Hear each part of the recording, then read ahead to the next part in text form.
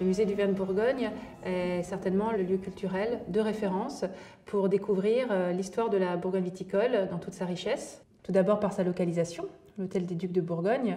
Cela nous rappelle le rôle très important des Ducs de Bourgogne dans cette volonté de défendre la production de vins fins.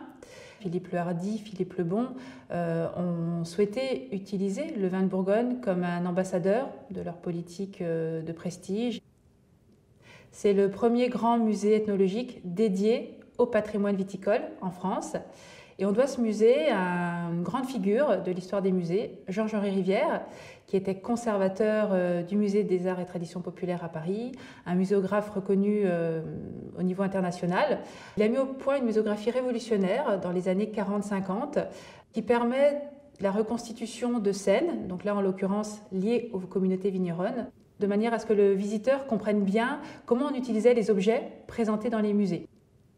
Nous pouvons évidemment parler de l'aspect topographique et géographique grâce à une superbe maquette de la Côte de Beaune. Nous pouvons parler de tout l'aspect sensoriel grâce à une table des arômes. Et puis évidemment, la dimension plus ethnologique, l'organisation de la production vitivinicole et l'organisation des communautés vigneronnes avec tous les aspects sociaux et culturels qui en découlent. Cette enseigne d'un marchand de vin illustre l'essor du négoce bourguignon, le négoce de vin dans la deuxième moitié du XVIIIe siècle. On voit le chargement de tonneaux de vin qui vont être livrés à la clientèle. Ces tonneaux sont pantalonnés, c'est-à-dire qu'ils sont protégés par des fibres végétales pour amortir les chocs durant le transport.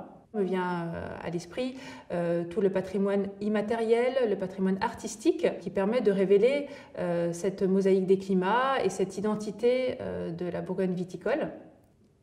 Une œuvre phare du musée du vin de Bourgogne, c'est évidemment la tapisserie de Michel Tourlière qui s'intitule Vigne assemblée et qui a une évocation artistique des climats de Bourgogne, puisqu'on reconnaît très bien les couleurs automnales de la Bourgogne viticole, un hommage à la mosaïque des climats.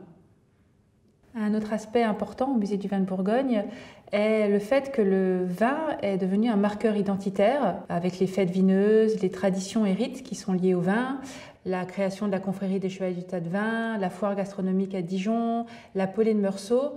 Et tout cela, au cours du XXe siècle, participe de cette prise de conscience patrimoniale pour faire du vignoble de Bourgogne un élément culturel. Le musée du vin de Bourgogne peut donc être considéré comme un attribut des climats du vignoble de Bourgogne.